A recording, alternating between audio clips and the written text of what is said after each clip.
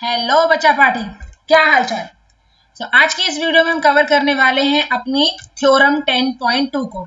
ठीक है, तो 10.2 थ्योरम को हम कवर करेंगे। उससे पहले हम कुछ कॉन्सेप्ट्स के बारे में जान लेंगे कि एक पर्टिकुलर पॉइंट से सर्कल पर कितने टेंजेंट्स को हम ड्रॉ कर सकते हैं। राइट, तो यहाँ पर हम बेसिकली बात करने वाले हैं नंबर ऑफ टेंजेंट्स के बारे में। नंबर ऑफ टेंजेंट्स एक पर्टिकुलर पॉइंट से कितने हो सकते हैं, उसके बाद फिर हम एक्सप्लेन करेंगे थ्योरम 10.2 को। ठीक है, so let's get started. So number of tangents from an external point on a circle. अब एक्सटर्नल पॉइंट अगर होगा तो कितने टेंजेंट्स हम बना सकते हैं। तो आप यहाँ पर देखिए, जो पर्टिकुलर पॉइंट की हम बात कर रहे हैं वो पॉइंट या तो सर्कल के अंदर होगा या सर्कल के बाउंड्री के ऊपर होगा या फिर सर्कल से वो बाहर होगा। यही तीन पॉसिबिलिटी हो सकती है कि वो पॉइंट कहाँ लोकेट होगा, या सर्कल के अंदर, या फिर वो सर्कल की बाउंड्री के ऊपर होगा, या सर्कल के वो बिल्कुल बाहर होगा। ठीक है, चलिए अगर हम सबसे पहले इसकी बात करें कि अगर सर्कल के अंदर वो पॉइंट हमें गिवन है। लेट्स सपोज हमने यहाँ पर एक सर्कल ड्रॉ किया और उसका हमने पॉइंट ले लिया ये अंदर। अब आप मुझे जल्दी से बताइए कि हमने इस पॉइंट को सर्कल के अंदर लोकेट किया है, तो क्या इससे हम कोई भी टेंजेंट बना सकते हैं? बना सकते हैं, तो कितने बना सकते हैं? नहीं बना सकते, तो क्या रीजन है क्यों नहीं बना सकते? तो इसका आंसर क्या होगा कि अगर कोई भी पॉइंट सर्कल के अंदर लोकेट होगा तो वहां से हम कोई भी टेंजेंट ड्रॉ नहीं कर सकते। No tangent can be drawn. हम कोई भी टेंजेंट ड्रॉ नहीं कर सकते जब वो पॉइंट सर्कल के अंदर होगा। क्लियर? नाउ अब हम बात करते हैं, ये वाला पॉइंट तो क्लियर हो गया। अगर अब ये पॉइंट हमारा सर्कल की बाउंड्री पर हो गया, यानी कि सरकमफ्रेंस के ऊपर कोई भी पॉइंट अगर आपको दिया हुआ है तो वहां से हम कितने टेंजेंट ड्रॉ कर सकते हैं। और इसका आंसर तो आप बहुत आराम से दे सकते हो मुझे, क्योंकि ऑलरेडी हम सारी चीजों को एक्सप्लेन कर चुके हैं। तो यहाँ पर अगर कोई पॉइंट है तो आप देख सकते हैं कि यहाँ से हम एक टेंजेंट ड्रॉ कर सकते हैं। क्यों? क्योंकि सर्कल की बाउंड्री पर अगर कोई भी पॉइंट है तो टेंजेंट हम वहां से एक सिंगल टेंजेंट वहां से ड्रॉ कर सकते हैं, और इस पॉइंट को हम कहते हैं पॉइंट ऑफ कांटेक्ट। तो अगर आपसे कोई पूछे कि अगर सर्कल की बाउंड्री पर कोई पॉइंट है तो वहां से हम कितने टेंजेंट ड्रॉ कर सकते हैं, so answer is very very simple कि हाँ, एटमोस्ट हम एक टेंजेंट वहां से ड्रॉ कर सकते हैं। डन। नाउ थ्योरम 10.2 के लिए क्या इंपॉर्टेंट है? थ्योरम 10.2 के लिए हम इस वाले पॉइंट के लिए समझना जरूरी है। ठीक है, जहां पर पॉइंट आपके सर्कल के अंदर नहीं है, सर्कल की बाउंड्री पर नहीं है, सर्कल के बाहर वो लोकेट किया गया है। ठीक है, तो यहां पर आप देखिए, number of tangents from an external point on a circle. कोई एक पॉइंट है जो सर्कल के बिल्कुल बाहर लोकेट किया गया है, वहां से हम कितने टेंजेंट्स को ड्रॉ कर सकते हैं। तो यहां पर देखिए आप, यहां पर हमने एक पॉइंट लिया है P।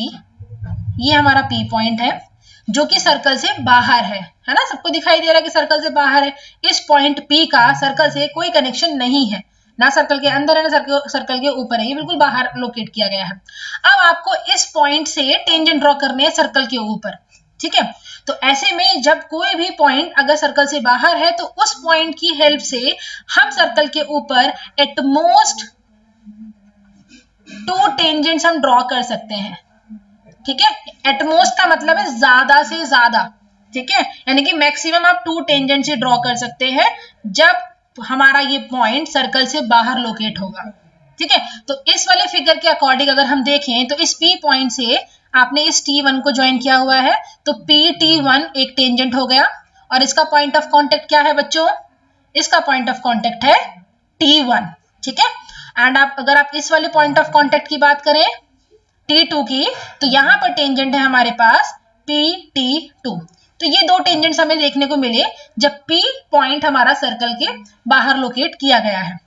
ठीक है, तो अगर हम इन सब सारी चीजों को समराइज करें, जो भी अभी हमने पढ़ा है कि कितने टेंजेंट्स होते हैं, अगर हमारा पॉइंट जो पर्टिकुलर पॉइंट है वो सर्कल के इनसाइड होगा, सर्कल के अंदर होगा, तो कितने टेंजेंट्स हम ड्रॉ कर सकते हैं?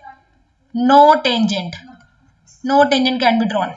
ठीक है, एंड अगर ऑन द सर्कल होगा, तो अगर कोई पर्टिकुलर पॉइंट हमारा सर्कल के सरकमफ्रेंस पर है तब हम एक टेंजेंट ड्रॉ कर सकते हैं।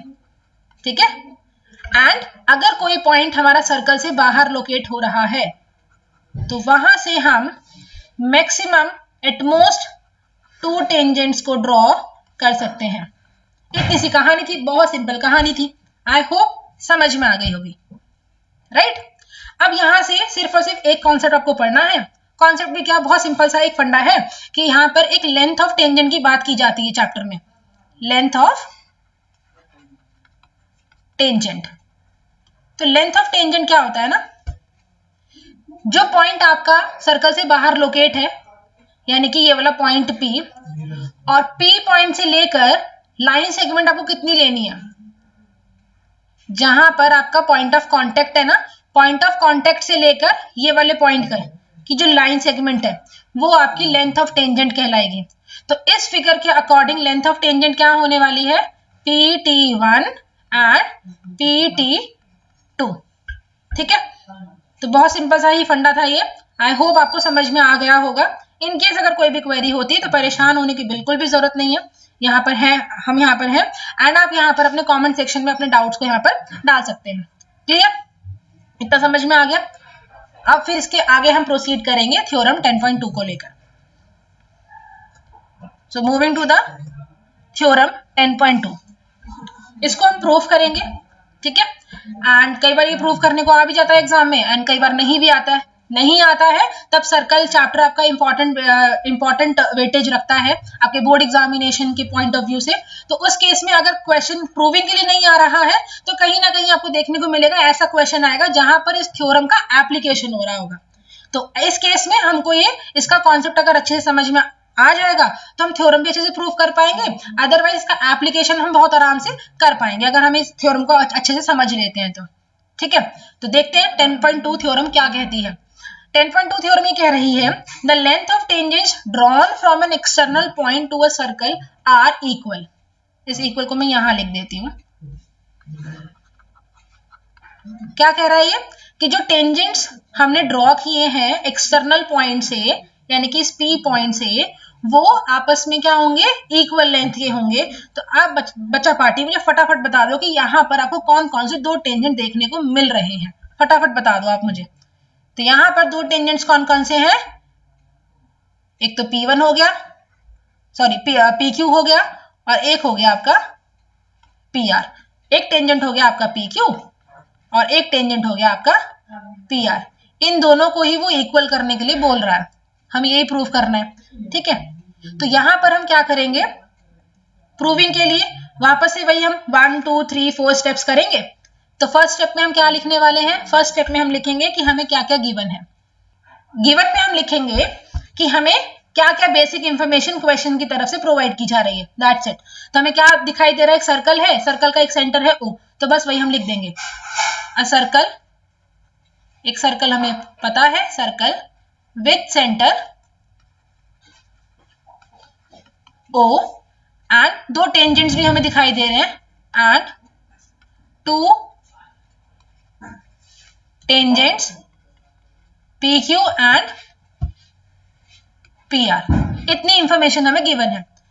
हमें प्रूफ क्या करना है थ्योरम के अकॉर्डिंग, अगर हमें प्रूफ करना है तो क्या लिखेंगे, टू प्रूफ।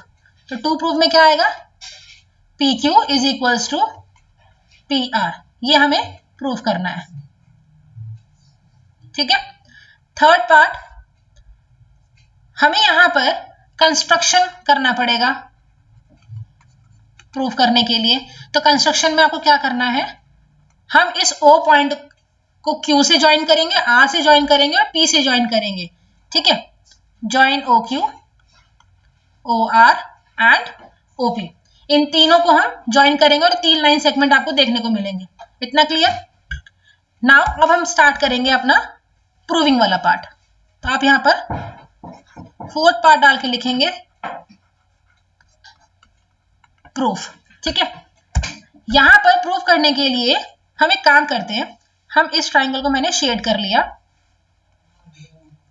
ठीक है, और एक ट्राइंगल हमारे पास ये वाला है, तो दो ट्राइंगल हो गए OQP एंड ORP, ये दो ट्राइंगल हमारे पास हैं। तो यहां पर इसको हम कॉन्ग्रुएंट पहले प्रूफ करेंगे। ठीक है, और कॉन्ग्रुएंट प्रूफ करने के लिए हमें पता है कि 3 एलिमेंट्स का होना बहुत जरूरी है। ठीक है, तो यहां पर 3 एलिमेंट हम कौन कौन से लेने वाले वो हम देख लेते हैं। ये देखो OQ क्या है, रेडियस है, और ओ आर भी क्या है, रेडियस है, और रेडियस इस पूरे सर्कल में बराबर ही रहने वाला है। अगर ये 5 होगा तो ये भी 5 होगा, ये 7 होगा तो ये भी 7 होगा, यानी कोई भी नंबर हो सकता है ये। तो ये रेडियस है। तो ओ क्यू और ओ आर, ये दोनों ट्राइंगल, इस वाले ट्राइंगल का पार्ट हो गया ओ क्यू और इस वाले ट्राइंगल का पार्ट हो गया ओ आर, दोनों रेडियस है, सेम हो गया, ठीक है, बराबर है। अब यहाँ पर हमें दिखाई दे रहा है दोनों ट्राइंगल्स में एक ओपी आपको कॉमन दिखाई दे रहा है ना, तो ओपी हमारा कॉमन होगा। ये तो दो ही एलिमेंट हुए, तो तीसरा एलिमेंट हम क्या लेंगे? तीसरा एलिमेंट आप ध्यान से देखो, अगर आपने थ्योरम 10.1 को बहुत ध्यान से पढ़ा है तो आप मुझे बता सकते हो कि ये वाला एंगल, इसको मैं एंगल 1 लिख देती हूँ और इसको हम एंगल 2 लिख देते हैं। जब भी आप प्रूविंग वाले क्वेश्चंस करें ना, तो आपको पूरा पूरा एंगल का नाम लिखने की जरूरत नहीं है, एंगल ओ क्यू पी और इसमें एंगल ओ आर पी, तो इसमें लिखने की जरूरत नहीं है आपको, आप डायरेक्टली इनको नंबरिंग कर सकते हो, ठीक है। तो नंबरिंग से क्या होगा ना कि आपको पजल्ड आप नहीं होंगे लिखते टाइम, ठीक है। तो यहाँ पर हमने एंगल 1 लिया और एंगल 2 लिया, ये दोनों बराबर है। आपके माइंड में क्वेश्चन आएगा दीदी इसको बराबर क्यों बोल रही हैं? तो हमने थ्योरम 10.1 पढ़ी है ना, और थ्योरम 10.1 के अकॉर्डिंग क्या होता है, टेंजेंट और रेडियस आपस में परपेंडिकुलर होते हैं through the point of contact, right. तो उस वजह से एंगल 1 और एंगल 2 क्या हो जाएंगे, इक्वल हो जाएंगे, राइट। तो यहां पर हम लिख लेते हैं angle 1 is equals to 90 degree, angle 2 is equals to 90 degree, ठीक है। इसका रीजन क्या है, tangent perpendicular to radius through point of contact, ठीक है। अब अपने ट्राइंगल्स पर आते हैं हम। यहां पर देखिए, in triangle O Q P, write down, in triangle O Q P and triangle O R P, O R P, आपको ये देखना है कि यहां पर मैंने ट्राइंगल लिखा है ओ क्यू पी और यहां पर मैंने ट्राइंगल लिखा है ओ आर पी। तो जो एलिमेंट ओ क्यू पी के होंगे वो सारे लेफ्ट हैंड साइड में आएंगे और जो एलिमेंट ओ आर पी के होंगे वो सारे एलिमेंट राइट हैंड साइड में आएंगे। बस ये चीज आपको ध्यान रखनी है। तो अब यहाँ पर आप देख लीजिए, ओ क्यू है इसमें और इसमें है ओ आर, ये बराबर है, O Q is equals to O R. Reason क्या होगा, रेडाई ऑफ द सर्कल, एक होगा तो रेडियस, दो होंगे तो radii. And next is OP, OP is equals to OP,